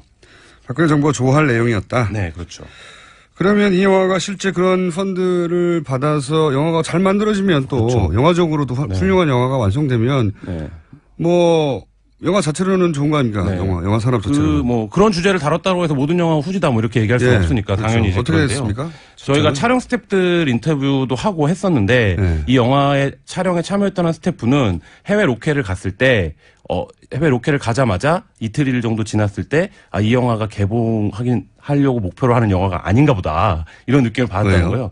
그러니까 뭐 촬영을 하다가 자기가 볼 땐 좀 미진한데 그냥 접자. 그러니까 감독이나 이런 그 영화를 만드는 스태프들이 이 영화의 완성도에 아무런 열정과 성의가 없더라는 거예요. 그래서 이 영화가 이상하다라고 이제 이거는 그 영화에 어떻게 이 영화가 투자받았는지를 모르고 네. 그냥 스텝으로 참여했던 사람의 이야기입니까? 그렇죠. 그러니까 그 영화에 그 현장 스텝으로 결합했던 분의 말은 그래서 이 영화 그러니까 보통 이제 영화 촬영을 나가면 회차를 지키고 그렇죠. 감독이 하나라도 더 찍기 위해서 노력을 하잖아요. 그리고 이제 그 제작사하고 감독 사이에 있는 싸움이 벌어지죠. 제작사는 돈을 아끼려고 하고 그렇죠. 감독은 조금이라도 더 찍으려고 네, 하고. 근데 그런 부분들이 하나도 안 보였다는 거고, 그리고 이게 민간 투자를 받은 경우엔 그 민간 투자사가 그 영화에 실시간으로 오늘은 돈을 얼마큼 썼고, 뭐 이런 걸 이제 그렇죠. 그 모니터링 관리를 하죠. 합니다. 네. 근데 이 영화는 이제 PD가. 그런 네. 직원이 없기 때문에. 아, 그래요? 예. 그래서 돈을 모태펀드 쪽에 이제 저희가 취재 과정에서 저희 시내십이랑 같이 취재를 했었는데 확인을 해본 결과 모태펀드는 회수하는 돈이 아니에요? 그렇죠. 만약에 이 영화가 잘못됐다, 뭐 흥행에 엎어졌다. 그러니까 일단 개봉까지 가는 과정에서 어떤 문제가 발생하는 거는 뭐 일부 그 부분에 대한 책임을 물을 수도 있겠지만 실제 그런 예가 없었고 아직까지. 근데 흥행에 실패했다, 개봉했는데 뭐 배급을 못했다, 실패했다 이러면 뭐 투자한 거는 회수할 수 없는 거죠. 이 자금의 성격이. 네, 자금 성격이. 그러니까 실제 애초에 좋은 의미로 그러려고 만들어진 기금이니까. 그래서 이제 심사를 까다롭게 해야 되는데 그렇게 하지 않았던 거죠. 그래서 제작에 참여했던 스텝은 이거 영화 개봉하려고 하는 게 아니구만. 네, 이렇게 그렇죠. 이틀 만에 직감했다는 건 대충 만들었다는. 대충 만들고 이 영화가 개봉하려고 하는 어떤 퀄리티나 밀도 있게 촬영이 되지 않는다. 그러면 실제 지금 개봉이 잡혀 있지 않습니까? 개봉이 뭐 영화가 제작하다 보면 후반기 과정이 이제 길어지면 개봉이 이제 늦어질 수 있는데 이 영화 원래 4월 개봉 예정이었는데 아직까지 개봉이 안 되고 있고 이 영화를 검색해 보면 아시겠지만 전혀 홍보가 안 되고 있어요. 그러니까 이 영화가 이 정도 규모의 제작비가 들어간 게 작은 영화가 아닌데 이 정도 영화의 제작비면 지금 이 영화가 어떻게 진행되고 있는 것들이 계속 언론 릴리스, 그러니까 보도가 돼야 되는데 그런 부분들에 대한 노력이 거의 안 돼 있고. 혹시 가편집본을 본 분들을 만나보신 적은 있습니까? 아, 그렇진 않습니다. 거기까지도 제가 취재할 때는 진행이 안 됐던 걸로 알고 있습니다. 4월 개봉인데요. 네네. 예. 비밀스럽네요. 다정하고 비밀스럽네요. 그러면 이런 방식 유사하게 지원을 받았던 영화가 또 있나요? 네, 또 있죠. 그래서 모태펀드의 평균 투자액이 한 5억에서 10억 정도 됩니다. 그러니까 모태펀드도 위험을 감수해야 되기 때문에 분산을 하거든요, 투자를. 네. 근데 이건 그 30억을 한 번에 받은 거죠. 넣었기 때문에 이제 네. 이례적이기도 네, 하고. 하고 그다음에 이 영화 외에도 아까 제가 이제 국뽕이라고 표현을 했는데 국가주의를 고취하는 박근혜 정부에서 찬양받았던 영화들 네. 예를 들어서 뭐 연평해전, 인천 상륙작전, 뭐 이런 영화들이 모태펀드로부터 한 30억에서 40억 정도 투자를 받았는데 이 영화들이 3, 40억 투자를 받은 것도 굉장히 이례적인 겁니다. 그러니까 영화 제작사들이 5억, 10억 투자를 받기 위해서 엄청 오래 걸리고 까다로운 과정을 거치는데 네. 이 영화들은 일사천리로 모태펀드에서 그 몇 개의 투자 펀드가 조합을 해서 30억, 40억씩 투자를 바로바로 해줬죠. 그렇군요. 물론 뭐 액수가 많다는 것만으로 의심할 수는 없는데, 그렇죠. 예. 근데 이제 요건들이 사선에서와 유사하게 네. 정권이 좋아할 만한 내용이었고 그 내용이 그런 내용일 뿐만 아니라 액수도 이렇게 크니까 네, 그렇죠. 그런 의구심을. 근데 그 중에서 사선에는 이렇게 저렇게 해명이 불가능한 수준으로 그렇죠. 다른 그러니까 연평해전이나 인천상륙작전은 민간 투자가 어쨌든 있었으니까 이 영화가 시장 가능성이 있다라고 판단을 했을 수 있는데 사선회사 같은 경우에는 그런 부분들이 전혀 없었기 때문에 앞에 두 영화보다도 훨씬 더 노골적이다 이렇게 말씀드릴 수 있을 것 같습니다. 그래서 대표적인 사례로 거론이 되는군요. 이게 도대체 언제 시작된 겁니까? 이렇게 다정하고 비밀스러운 관계가. 그러니까 블랙리스트, 화이트리스트 논란 자체의 출발점을 좀 주목할 필요가 네, 있는데요. 출발점이 어디예요? 이 출발점이 두 건 다 국정원 보고서입니다. 그러니까 어머나, 그래요? 네. 안 다정한 곳이 나왔네? 네, 그렇습니다. 그래서 이 문화예술계 관계자들은 이명박 정부 때부터 블랙리스트가 일부 있었다 이런 얘기들을 하고 있는데 증언으로 예. 그 두 건을 뒷받침하는 취재를 저희가 한 적이 있는데 저희가 블랙리스트와 화이트리스트의 출발이 어딜까를 보다 보니까 예. 상 외로 이게 이제 그 김기춘 비서실장의 그 공소장에도 나오는 내용인데 예. 국정원으로부터 보고서를 받습니다. 어떤 보고서를 봤습니까? 박근혜 정부 때는 예술이 정부 비판 인사에 대한 자금 지원 문제점 지적이라는 제목의 국정원 보고서를 받고 김기춘 실장이 그 국정원 보고서를 토대로 집행해라 이렇게 이제 지시를 내리거든요. 그거 이제 김영환 업무수첩에 나오는 내용인데 그리고 이게 이명박 정부 때도 이 좌파 기억하실지 모르겠지만 좌파 기관장들을 다 밀어내라 이런 지시가 있어서 유인천 장관이 총대를 맨 적이 있었는데 네, 그렇죠. 그때도 국정원이 그 청와대에 과거 정부의 좌파 지원 내역과 산하기관 장악 시나리오 이런 제목의 보고서를 올립니다. 그러니까 이 이명박 정부, 박근혜 정부 때 시작된 블랙리스트, 화이트리스트 논란이 모두 국정원 보고서를 출발점으로 한다 이렇게 파악을 하고 있습니다. 안 다정한 기관에서 시작해가지고 다정스러운 방법으로 돈을 지원한 다음에 비밀스럽게 진척이 됐군요. 그리고 영화는 아직 안 나오고 이 얘기를 듣다 보니까 이제 이게 좀 직접 연결된 건지는 모르겠는데, 왜냐면, 그 영화를 진행했던 영화사가 있던 빌딩에. 네, 그렇죠. 지금 우리가 문제 삼는 사선에서. 그 빌딩에 가짜뉴스하고 탄핵 반대하는 단체들이 잔뜩 들어가 있었다. 네. 이런 뉴스가 떨렁 있었지 않습니까? 떨어져가지고. 그렇죠. 네. 근데 지금 연결되고 있는 와중이잖아요. 그렇죠. 그러니까 이런 영화가 국정원 보고서를 출발을 해가지고 만들어진 어떤 방향성에 의해서 지원을 받았고, 그런데 그런 사선에서 그러니까 명백하게 화이트리스트 지원을 받은 영화의 제작사였나요? 아니면 제작사가 그 사무실로 쓰는 공간. 예, 제작사를 찾아가 봤더니 그 제작사의 같은 건물에 가짜 뉴스뿐만 아니라 탄핵 당시 이제 특기 집회를 참여하거나 주관했던 단체들이 잔뜩 그 빌딩에 같이 있었다는 거 아닙니까? 네, 그렇죠.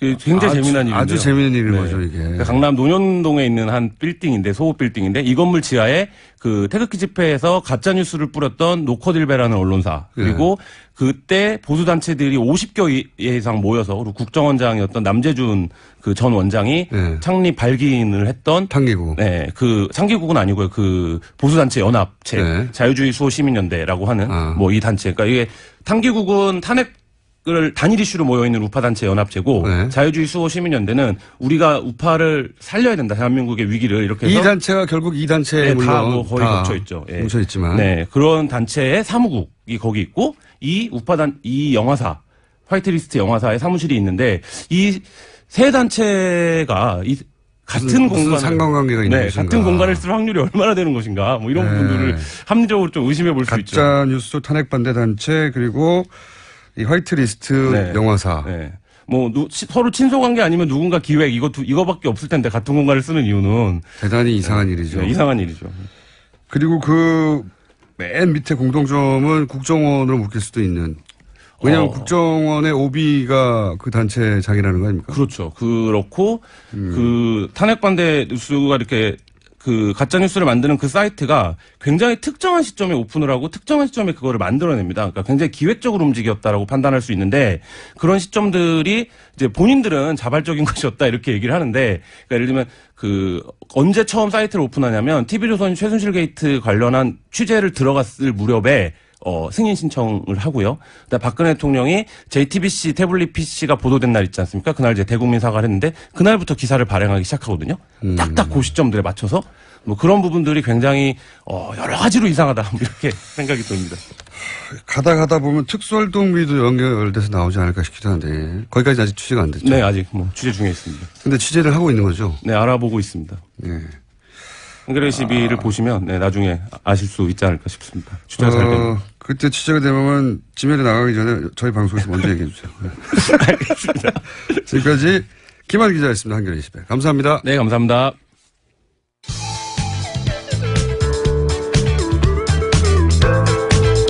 뉴스의 깊이가 다릅니다. 최고의 뉴스 생산자 김어준입니다.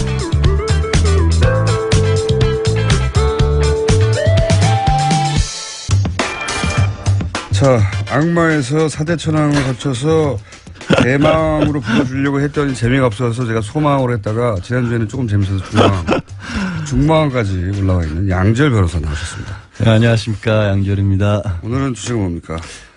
위장전입 얘기가 하도 많아서 사실 다른 데서도 말씀을 많이 드렸는데 약간 이게 저도 설명을 하면서 왜 이게 문제가 되는지를 저는 감정적으로는 쉽게 이게 이해가 가는데 잘 풀어서 말씀이 안 되는지 납득을 못 하시는 분들이 여전히 좀 계시더라고요. 왜 이게 문제가 안 되는지. 제가 들어볼게요. 문제가 뭔지.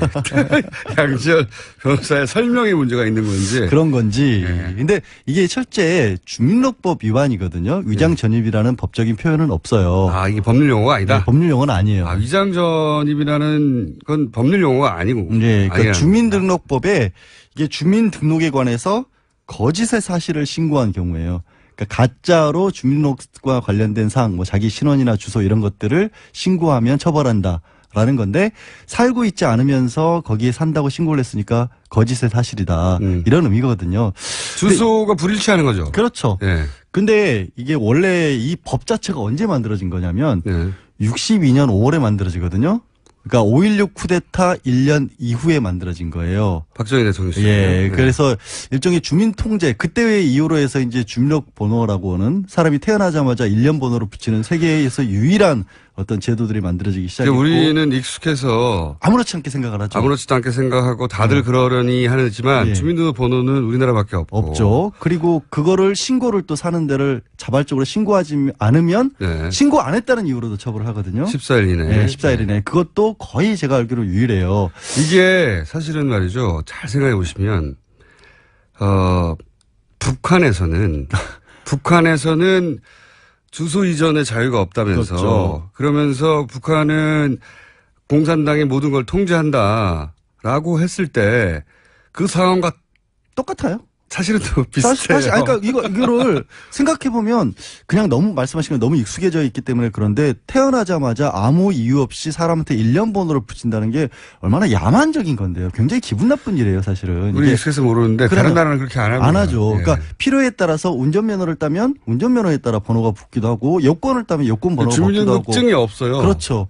그런데 그냥 이게 다른 나라에서는 아까 말씀하신 대로 운전면허증으로 하거나 그렇죠. 운전을 하게 되면 자동차와 관련된 세금도 있고. 그러니까 병원에 가게 되면 의료보험증이 생기는 거고. 그러니까 그 해당 해외에 가고 싶은 여권을 만들면 이제 신분증 그런 방식으로 그 소위 신분증들이 만들어지지 태어나자마자 번호가 부여되고 그런 나라가 저도 없는 걸로 알고 있습니다. 예, 없어요. 제가 비슷한 거는 있지만 우리처럼 운영하는 데는 없고. 근데 그런 목적에서 만들어진 건데. 저는 이제 군사적 동원의 목적 때문에도 박 대통령 시절에 군사, 세무, 그다음에 이제 간첩 잡는다 이런 식의 것이었던 거죠. 근데 이렇게 한번 만들어 놓고 나니까 행정기관 입장에서는 굉장히 너무 편해요. 편하죠. 예. 주소를 기준으로 해서 다 해야 되고 다 맞습니다. 신고도 해야 되니까 그거를 강제하기 위해서 그래서 처벌조항도 만들었는데 문제가 이게 그렇게 주소를 기준으로 모든 일을 처리를 하다 보니까 이런 문제가 생긴 거죠.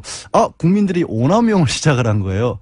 주소만 옮겨놓게 되면 그러면 그 주소에서 할 수 있는 일을 다 할 수 있구나. 그렇죠. 국가가 만들어놓은 법의 허점을 또 찾은 거죠. 네. 그래서 그- 부동산 투기 같은 것도 했었고. 그래서 절대 농지는 그 지역에 살면서 농사를 지어야 하는데 그렇죠. 안 살면서 그 주소지만 갖다 놓고 그리고 나서 그 동네에 사는 농민들을 사서 그렇죠. 농사를 짓게 한다든가. 소작 옛날 예, 표현으로 예. 그런 일들을 했던 거죠. 그래서 부동산 투기가 일어났고 그때 이 법의 허점을 이용한 거죠. 그렇죠. 그러면서 위장 전입이라는 게 나온 거예요. 그렇죠. 그러니까 이제 그러고 보니까 처음에는 어떤 군사적인 어떤 행정 편의성을 만들었다가 그걸 강제하기 위해서 처벌 조항을 뒀다가 사실상 안 쓰였어요. 그 처벌 조항이. 그러다가 그런 문제 부동산 투기 문제가 나오고 그다음에 이제 강남 학군 같은 것들이 네. 많이 80년대 90년대 문제가 되니까 찾아보니까 이게 있거든. 그러니까 이걸 가지고 처벌을 하면 되겠다라고 해서 그 법이 안 없어지고 남아 있었던 거예요. 그래서 위장 전입이라는 용어를 관용적으로 당시 언론이 만들어낸 거죠. 그렇죠. 네. 그러니까 이게 살아있게 된 이유 자체가 부동산 투기라든가 어떻게 보면은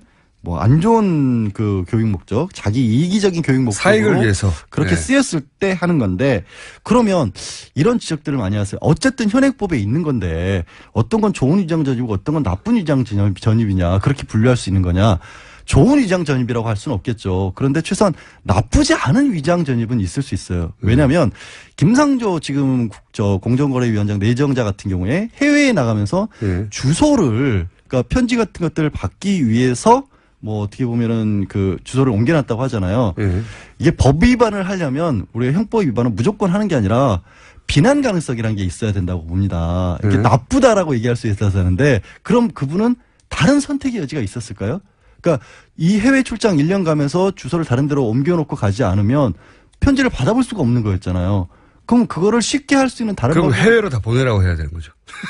그러니까 그렇게 불편하게 각종 고지서를 해외로 보내시오. 그러니까 그렇게 불편하게 만들어 놓지 않았다면 이게 비난할 수가 없다는 게 법의 목적이고 또 그래도 그래요. 그래도 어떤 분들은 어쨌든 현행법의 명문으로 나와 있는데 그걸 따지는 게 자체가 말이 안 되지 않냐. 변호사라는 사람이 왜 그런 식으로 그럼 법을 편하게 바꿔야 하냐. 되는 겁니다. 그러면 이게 법이라는 게 제가 제일 싫어하는 말이 법대로 하자는 말을 참 싫어하거든요. 네. 그 말의 의미는 뭐냐면 법이 그냥 형식적으로 법률로 있다라고 그대로 따르자는 의미가 아니에요. 우리 이른바 실질적 법치주의, 법의 내용이나 목적도 정당해야 그게 법이라는 거거든요. 아니, 그래서 이제 헌법재판소 같은 데 따질 때 이 네. 법의 취지를 이야기하죠. 그렇죠. 왜 이 법을 만들었냐. 근데 그러면 아까 말씀드린 것처럼 아니 그럼 부동산 투기 목적이나 아니면 정말 좋은 학군 들어가려는 목적 말고 네. 다른 사람들도 왜 그러면 그 다른 사람들은 그 법을 없애달라고 하지 않았냐. 지금 말씀하신 것처럼 네. 헌법재판소에 위헌법률 심판이 있으니까 문제는 그런 사람들은 기소를 안 한 거예요. 그렇죠. 예를 들어서 해외에 출장을 가든 아니면 네. 뭐 6개월 가든 연수를 가든 그런 분들이 친척집에 주소지를 옮겨놓은 사람은 어마어마하게 많지만 그 사람들을 누가 기소 안 하는 거예요. 그거를 아무도. 그 사람을 3년 이하 징역형에 처해달라고 기소하면 이상하잖아요. 그러니까 재판에 안 가니까 헌법재판소에 들고 갈 일도 없는 거예요. 자연스럽게. 네. 그래서 아직도 어정쩡한 상태로 남아있는 법인 거예요. 이게. 법 개정도 좀 필요한 것 같고요. 법 개정이 필요한 거예요. 그러니까 그런데 이제 이런 것도 물론 있어요. 정치적으로 그러니까 일단 위장 전입이라고 하는 어휘가 가지는 힘이 있습니다. 그렇죠. 예. 이 법률 그러니까 위장 전입이 이제 법률 용어가 아니라고 하시니까 이제 더 분명해졌는데 이건 주소지 불일치를 처벌하는 법이 있는데 그렇죠. 그 주소지가 불일치하는 이유를 밝혀서 그게 처벌할 만한 상황이면 처벌해야 하는 거죠. 아니 저도 뭐 이런 경우 요즘 셀프 고백이 유행이라고 하는데 저도 대학에 합격하고 나서 이제 지방 출신이니까 대학에 합격하고 주소지가 바뀌었을 거 아니에요. 어머님이 아들이 하나밖에 없는데 주소 빼가는 거 서운하다 그래서 몇 년 동안 안 뺐어요. 저도 그럼 이게 위장전입 위장 전입 맞죠. 그래서 네. 위장전입이 돼버리는 거예요. 형식 논리를 형식 맞죠. 논리로 마시고. 예. 그러니까 법이 그냥 있는 것 그대로라고 한다면 이게 그게 다 전 국민이 범법자가 될 가능성이 너무 많은 거예요. 제가 보기에는 아주 많은 대한민국에 살면서 30대 이상 가정을 꾸리는 분들 중에 위장 전입의 전력을 자기가 알게 모르게 저리지를 않고 평생 살기는 대단히 어렵습니다, 사실. 예, 그러니까, 어려운데. 예. 근데 이제 이게 하필이면 평상시에 나왔으면은 다들 받아들였을 텐데 지금 이제 여야가 갈리는 상황에서 이 문제가 나오니까 이게 정치적으로 바라볼 수밖에 없어요. 그 점도 해야 되는데. 인정은 해야 되겠는데 이런 수식어 같은 것들을 조금 더 붙였으면 처음에 위장 전입이란 것을 5대 비리에다가 포함을 시킬 때 왜 이게 5대 비리에 들어가는지를 좀 설명을 했으면 괜찮을 것 같은데 그렇지 않는 것이 이제 정치적으로 문제가 된 것으로 보여요. 대학 기숙사 들어가면서 주소하는 김 위장 전입이고요. 그것도 그러니까 이게 원래 대학 아주 기숙사 쉽게는 사감에게 옮기도록 그거는요 아예 공동주택의 경우에는 관리자에게 옮겨라라고 법에 명문화돼 있어요. 이게 이제 가장 간단한 반론이 법대로 하자는 건데, 네. 이 경우에는 잘 맞지 않는다. 설명이 긴 겁니다. 법대로 하자는 간단하고, 그러니까 법대로 하자는 쪽이 목소리가 훨씬, 뭐랄까요, 합리적으로 들릴 수 있는 거죠. 법대로 하자는데, 네, 그러니까 아니면 그게 아니라는 건 설명은 한참 길고, 게다가 여야가 갈린 사안이라서. 근데 제가 재밌었던 거는 자유한국당에서 이런 얘기를 했어요. 야당일 때 여당일 때 기준이 그때그때 달라서는 안 된다. 네. 왜냐하면 민주당이 야당일 때 우리 공격하지 않았냐. 맞는 말이거든요. 네, 맞는 말이에요. 예. 근데 그 말을 듣고 가만히 생각해 보니까 갑자기 제가 웃음이 나온 게 그런 말대로 하면 자유한국당 굉장히 불리해집니다. 왜냐하면은 자유한국당이 여당 시절 인선 기준으로 하면 다 통과돼야 되거든요, 지금. 그렇죠. 그러니까 아예 얘기를 꺼낼 수가 없는 거죠. 야당, 이제 지금 여당도로 야당 시절 했던 것처럼 똑같이 해야지. 그러면 본인들도 여당 시절 했던 것처럼 똑같이 야당 시절 해야 되는 거잖아요. 그러니까 이게 저도 뭐 먼지도 안 난다 이렇게 말씀드릴 사안은 아니고 어느 쪽에 편을 들고자 하는 게 아니라 법이라고 하는 것도 정도의 차이가 분명히 있어요. 그러니까 누구는 그래요. 아니 그럼 음주운전 하면 무조건 다 어쨌든 음주운전이지. 그 혈중 알코올 농도에 따라서 누구는 음주운전 아닌 게 아니냐. 아니, 그런데 음주운전은 사례가 다르죠. 아니 이런 것도 있죠. 예를 들어서 보통의 경우 소주 반잔 미만을 먹으면 기준이 안 넘어가요. 네. 술은 먹었어요. 음주운전은 맞지만 범법은 아닌 거예요. 그런 정도의 기준은 다른 거예요. 분명히. 그리고 음주운전은 본인만 피해를 입는 게 아니라 상대방을 피해를 입힐 수 있잖아요. 근데 상대방을 피해를 입히지 않은 주소주 불일치들도 있거든요. 해외 출장 가거나. 그러니까 이 문제는 말 나온 김에 이 관련 법을 약간 개정을 하면 그러니까 관련 법을 개정을 해야 하는데 말씀드린 것처럼 그게 관련 법이 문제되는 사안들이 별로 없다 보니까 이게 뚜렷하게 법원에 안 가니까. 어쨌든 이런 얘기 하면 할수록 아무리 해봐야 이제 현재 야당의 지지자들은 이거는 편을 드는 거다라고 말을 할 제가 수밖에 설명을 드린 게 누구 편들어 설명드린 것처럼 들리시나요? 그 결과가 누군가에게 유리하면 네. 이게 곱게 안 보이게 되어 있어요. 그래서 그냥 법대로 설명드린 건데. 아니 그 법대로 설명했다 하더라도 기본적으로 받아들이는 사람의 마음이 이미 편파적이기 때문에 모두가 편파적이잖아요. 그래서 그렇게 안타까워하셔도 아무리 설명을 해도 고깝게 들리게 되어 있습니다. 그럼 감수하시고요. 감사해요. 알겠습니다. 자, 어쨌든 위장 전입이라는 단어가 너무 많이 나와서 법적으로 한번 설명을 하셨고. 손볼 필요가 있다는 얘기는 예전부터 나오긴 했죠. 주민법 자체를. 주민등록번호 자체는 조금 일부 바뀌었어요, 최근에. 예. 이제 번호 바뀔 수 있는 걸로. 정유라 씨가 이제 곧 입국하는데. 네. 정유라 씨는 어떤 혐의를 적은 겁니까? 지금 체포 영장에는 업무 방해만 들어가 있어요. 다른 게 아니라 이화여대에 입학하는 과정 그리고 이화여대 들어갔었을 때도 이제 성적 등의 특혜를 받았다 이런 건데 여기서 그래서 이제 많은 분들이 궁금해하시는 게, 그러면 체포영장까지 2020년 3년까지 발부가 돼 있으면 오자마자 바로 구속시킬 거냐? 그거 혐의 하나만 갖고 구속이 되냐? 그건 다른 얘기죠. 네, 다른 얘기인데 네. 그 다른 얘기가 이렇게 한번 생각하시면 될 것 같아요. 덴마크 법원에서 송환 결정을 해줬어요. 근데 이 범죄인에 대한 송환 결정을 해줄 때는 양쪽 나라에서 다 중대한 범죄, 1년 이상 실형을 받을 가능성이 있는 범죄가 있다고 법원이 봤을 때 이렇게 인정을 해주는데. 네. 덴마크에서 입학 비리를 가지고 1년 이상 받을 수 있을까요? 그쪽에서는 그런 개념 자체가 거의 없어요. 그러니까 우리처럼 대학에 들어가는 게 그렇게 치열한 데도 아니고 대학 들어갔다고 해서 이 학사 비리라는 개념 자체가 잘 안 잡혀요. 그래서 말씀드리는 건 뭐냐면 틀림없이 이게 국외재산 도피라든가 아니면 역외탈세 같은 부분들이 거기서는 그게 큰 죄죠. 그렇죠. 그것들이 검찰에서 소명 자료를 보낸 부분이 덴마크 법원에서 봤었을 때도 이거는 한국 법원에 데려가서 심판을 해볼 필요가 있다라고 인정을 했기 때문에 보내주는 거예요. 그렇게 해석하신 거군요. 예, 그렇죠. 예. 앞으로 그래서 아까 위장전입 마무리하자면 위장전입은 법률적인 용어가 아니고 나쁜 위장전입, 좋은 위장전입이 있다 이렇게 설명하시면 안 되고, 네. 예. 제가 지금 생각하다 보니까 양지열 변호사가 욕먹는 걸 제가 도와드리려고 하는 거예요. 욕 드십시오, 그냥 계속. 아니, 뭐 얘기를 해요, 끝까지. 아니, 생각하다 보니까, 내가 도와줄 필요가 없지. 아니,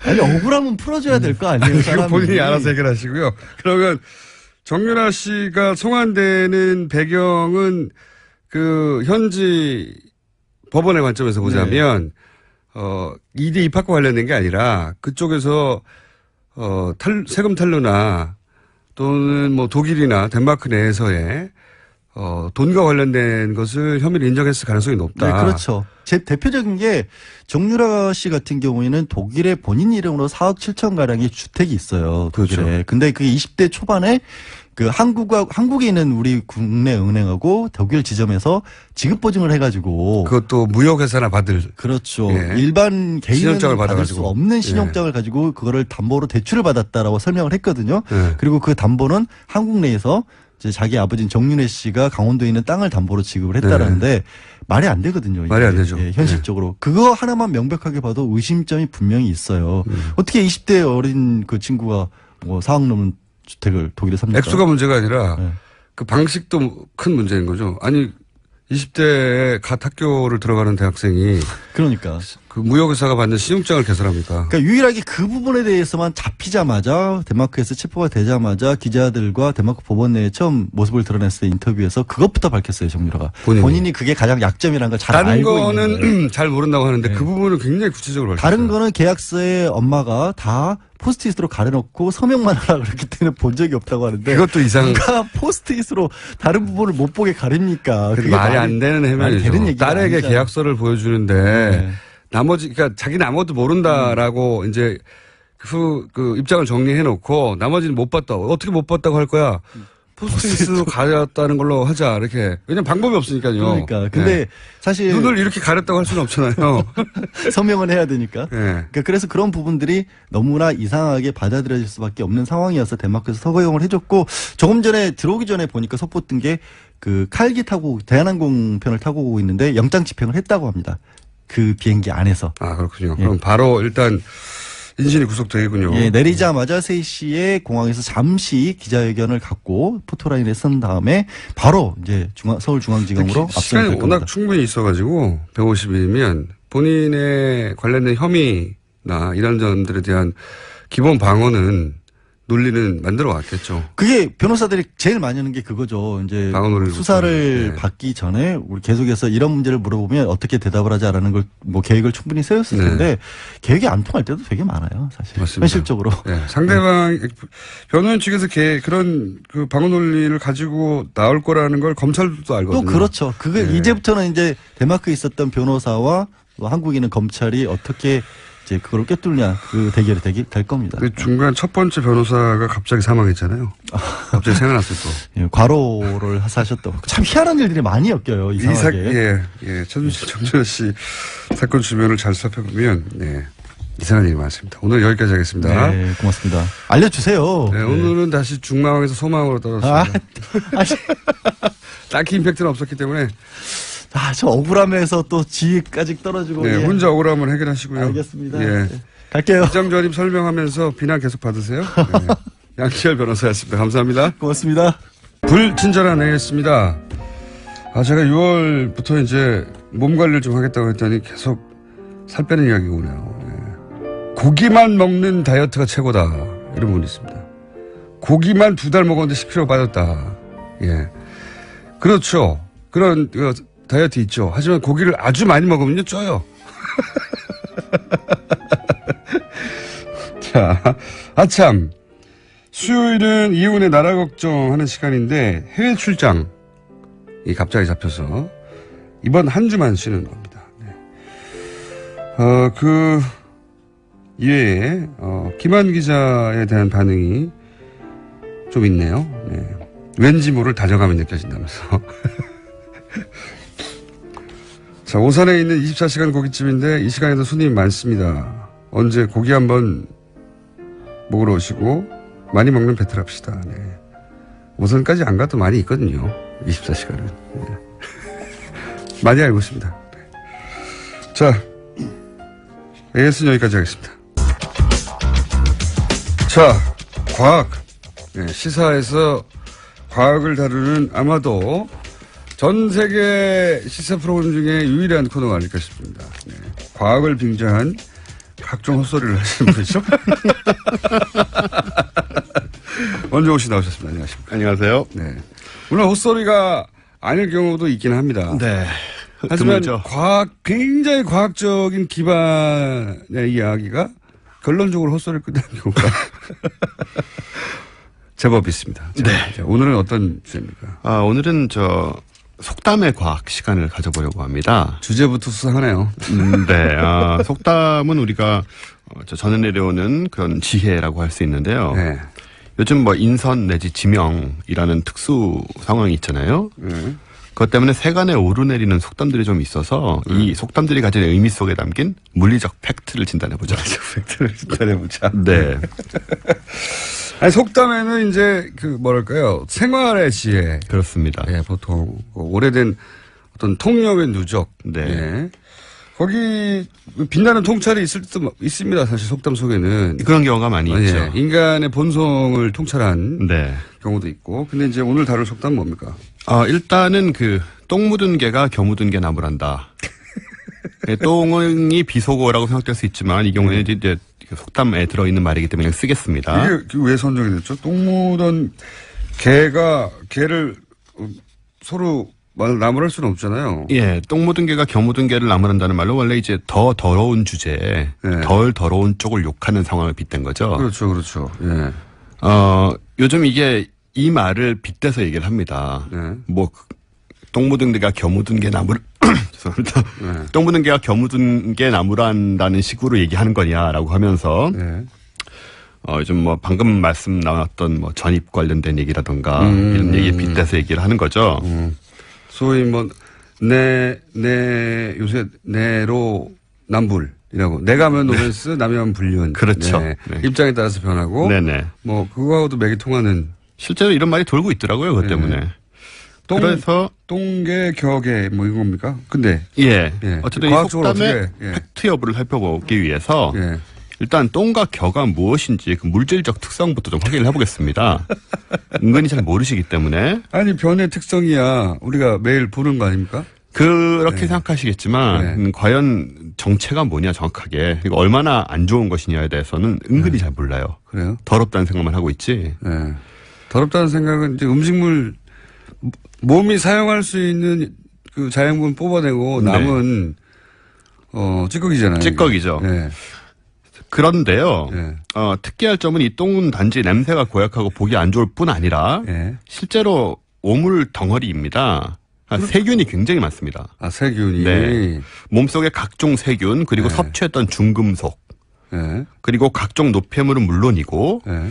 요즘은 좀 덜하지만 사람에 따라서 각종 기생충 알 예. 이런 것까지 포함되어 있는 것이 똥이죠. 듣기만 해도, 예.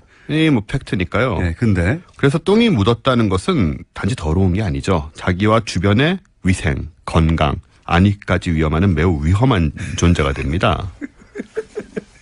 이 개는 굉장히 위험한 개죠.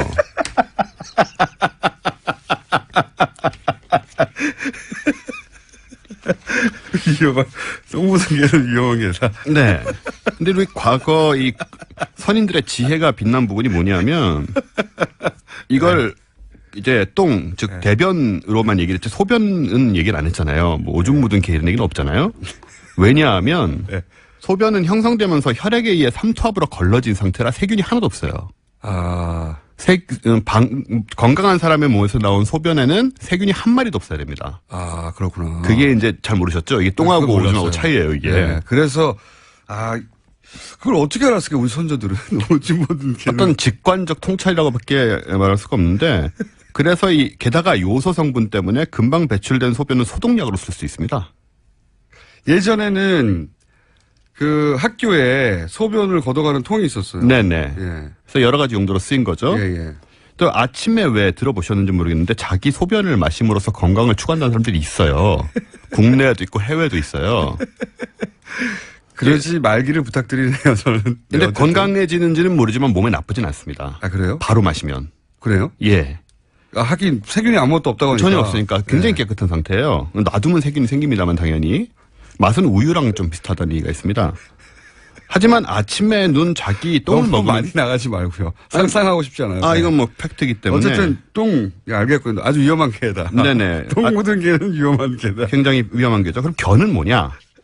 요즘 도시인들한테는 좀 와닿지 않는 물질인데요. 겨가 뭐 보리 이런 거 아닙니까? 예 곡식의 껍질입니다. 그리고 껍질. 예. 그러니까 즉 정미하기 전에 자연 상태 곡물의 껍질인데 곡식을 이렇게 빻아서 네. 껍질이 그러니까 이런 곡식들 뭐 벼나 보리 이런 걸 막 빻잖아요. 그렇죠. 그러면 벗겨져 나오는 껍질 있잖아요. 네. 그런 걸 다 결하고. 겨라고 합니다. 네. 예전엔 이거 겨가 곡식 부산물로 그냥 가치가 없었어요. 네. 그냥 버리는 거나 아니면 이제 배기에 집어넣는 네. 그런 용도였는데. 이거는 예전에 농촌에서는 흩날리는 거죠, 그냥. 그렇죠. 막. 그냥 예. 쓰레기입니다. 예. 근데 현대에는 건강식품으로 칭송받는 현미의 중요한 부분이 바로 이 겨죠. 그래서요. 겨와 이제 배아 부분이 현미의 포인트입니다. 그래서 겨에는 각종 비타민과 식이섬유가 들어있어서 이것을 벗겨낸 백미보다 영양분이 훨씬 많게 됩니다. 오히려. 따라서 예. 속담이 만들어진 시대와 달리 예. 이 겨를 묻히고 다니는 것은 더러운 일이 아니고요. 예. 오히려 스스로와 주변을 이롭게 한다. 그래서 홍익인간의 자세라고 할 수 있다는 점에서 이 두 개는 큰 차이가 있는 거죠. 위험한 게 홍익개. 네. 근데 이렇게 두 물질의 독성과 가치 차이가 너무 우리가 크기 이 때문에 얘기를 왜 하기 시작했죠? 재미있는데 애초에 네. 그러니까 똥 묻은 개는 겨 묻은 개를 나무랄 수 없지만 네. 겨 묻은 개는 얼마든지 똥 묻은 개를 나무라도 된다가 아하. 이 과학이 말해주는 팩트가 되겠습니다. 아 그렇군요. 네. 시사- 너무 편파적입니까? 시사하는 바를 이해할 수는 없지만요. 네. 어쨌든 속담을 과학적으로 풀어보면 똥 묻은 개는 겨 묻은 개를 나무랄 수 없고 겨 묻은 개는 똥 묻은 개를 나무랄 수 있다. 예, 같은 게 아니라는 거죠. 같은 게 뭐가 묻었다고 해서. 뭐가 묻었다고 해서 같은 게 아니다. 네. 방금 양지열 변호사님하고 하신 맥락과 좀 닿아 있다는 생각이 들고요. 네. 어렵습니까? 알겠습니다. 어렵지 않지만 네. 어려운 척 하시는군요. 네, 다음은요. 또 다른 속담은 50보 100보입니다. 50보 100보. 이건 사실 실은 속담이라기보다는 맹자 제2장에 등장하는 내용인데요. 네, 그거나 이거 아닙니까? 네. 시간이 좀 어퍼치나 있으니까 매치나 뭐. 그렇습니다. 네. 개나 거리나 네. 이거 읽어보면 오징어나 뭐 이렇게 나오는. 예. 250보로 소백보면 즉하여 한이 있고 네. 직불백 보이 언정 시역 주의한이다. 무슨 말인지 전혀 모르겠고요. 네. 어쨌든 거기서 나온 말이라 이거죠. 이게 맹자입니다. 맹자 2장에 나온 얘기인데 무슨 의도로 한 말이에요? 이게 양해왕이라는 사람이 맹자한테 물어요. 나라를 온 힘을 다해서 다스리고 있는데 왜 백성들이 적으냐 했더니 맹자가 이 얘기를 하죠. 어떤 병사는 100보를 달아나고 어떤 병사는 50보를 달아나 멈추었다. 근데 50보 달아난 병사가 100보 달아난 병사에게 겁쟁이라고 비운다면 어떻게 하겠느냐. 이 말이 되느냐. 어차피 똑같이 도망간 건데. 도망간 마찬가지다. 뭐 그러면서 선정을 베풀라 이런 얘기를 하는 건데요. 거기서 나온 말이군요. 네. 근데 지금 사용되는 맥락하고 좀 다르게 사용됐네요. 처음에는. 어쨌든. 예, 처음에 좀 달랐죠. 지금은 그냥 개나 거리나로 쓰이고 예. 있는데요. 이걸 그리고 대부분의 사람들이 진리로 받아들이고 있습니다. 예. 똑같지 않느냐. 예. 근데 과학을 통해 팩트 체크를 해보면 전혀 그렇지 않습니다. 일단 50보와 100보는 물리적으로 다르죠. 그렇죠. 일보가 과학적으로 어느 정도 되는 겁니까? 1보가 대략 한국인의 경우 한 60cm 정도로 추정이 됩니다. 일반 걸음의 경우. 네. 근데 이 경우는 지금 도주 중인 상황이잖아요. 그래서 달리고 있죠. 보폭이 다르니까. 네, 한 보폭- 1m 정도로 잡아야 되는구나. 저는 한 90cm로 잡았습니다. 90cm. 네, 실제로 제가 해보고 잰 겁니다. 예, 달릴 경우. 그래서 50보는 45m가 되고요. 90cm인 경우. 100보는 90m 가 90m. 되는 거예요. 그러니까 2배 거리 차이가 되는 거죠. 네. 이 두 거리를 달린 게 같다는 것은 명확한 물리적 오류입니다. 그 물리학에서는 굉장히 큰 차이가 나는, 2배 차이라는 건 엄청난 차이가 나는 거죠. 그렇죠. 예. 그럼 이제 우리가 생각해야 될 거는 어째서 이런 차이가 나는가 아니겠습니까? 왜 이 두 사람에게서는 이 큰 거리 차이가 났을까? 도망가는데? 예, 도망가는데 한 사람 100보, 한 사람 50보를 갔을까? 네.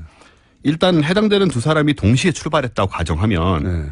공장장님하고 우사인 볼트 정도의 주력 차이를 우리가 생각해 볼 수 있죠. 제가 말이죠. 제가 1초 때 언제요?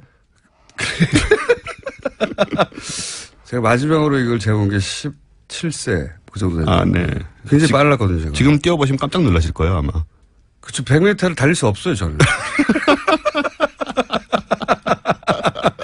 기록이 안 나와요. 꼭 저까지 달려야 하나 조금 달리다가 그럴 것 같아요. 네. 그 정도의 주력 차이를 보이거나, 근데 일반적인 일은 아니죠. 네. 아니면은 현실적으로는 두 경우밖에 없습니다. 50보 도망간 사람이 늦게 도주를 시작했다. 그런 거죠. 네. 혹은 도주하다가 마음에 걸려서 속도를 줄이고 주저했다. 네. 그런 경우에만 이게 가능한 거죠. 네. 그래서 두 경우 모두 50보를 도망간 병사가 2배 거리인 100보를 도주한 병사보다는 네. 전투라는 본연의 임무에 조금이나마 충실한 양심적인 사람이다. 양심의 가책을 조금이라도 느낀 사람. 조금이나 느낀 사람인 거죠. 네. 그 차이 이게 우사인 볼트나 제가 동시에 달리는 수준이 아니라면 네네. 같은 게 아니라 그래도 마음이 꺼름직하고 그렇습니다. 돌아갈 확률이 높고 네. 그나마 양심의 가책을 느꼈던 사람일 가능성이 대단히 높다. 어떻게 똑같냐. 그렇죠. 예. 이게 당연히 이런 건데 이제 맹자가 했다는 이유로 우리가 맹신해 온 그런 오류가 있는 거죠. 그럼 바꿔야 되나? 50보나 51보나 이 정도 수준으로. 그렇습니다. 그 정도의 경우에는 차이가 없죠, 사실. 50보나 55보나.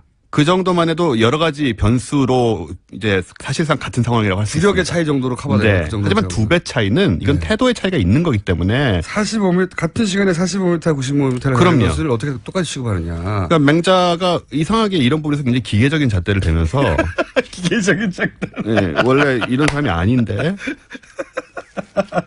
기계적인 잣대를 대면 안 된다. 굉장히 기계적인 잣대를 댔죠. 네. 태도가 중요한 것인데 맹자가 네. 원래 그런 얘기를 하는 사람인데 이 부분에 있어서 좀 오류가 있었습니다. 우리가 그래서 이제 물리적으로 살펴봤듯이 우리가 알고 보면 이렇게 평소처럼 관습처럼 쓰는 속담들의 오류들이 있다는 거 과학적으로. 있죠. 네. 그래서 적용할 때는 주의에 사용해야 하고 특히 50보, 100보 같은 경우는 아니다. 네. 아니다. 이것은 기본적으로 도망갔지만 예. 그 사람의 심리적인 상태와 그렇습니다. 충분히 차이가 있고 그걸 고려하지 않은 기계적 균형으로 따져서는 안 되는 거리다. 그렇습니다. 예. 그리고 그 똥과 겨도 예. 뭔가 묻어서 더러운 것 같지만 사실은 한쪽이 둘 다 더럽다고 할 게 아니다. 예. 하나는 굉장히 위험한 개고 하나는 홍익개일 수 있다.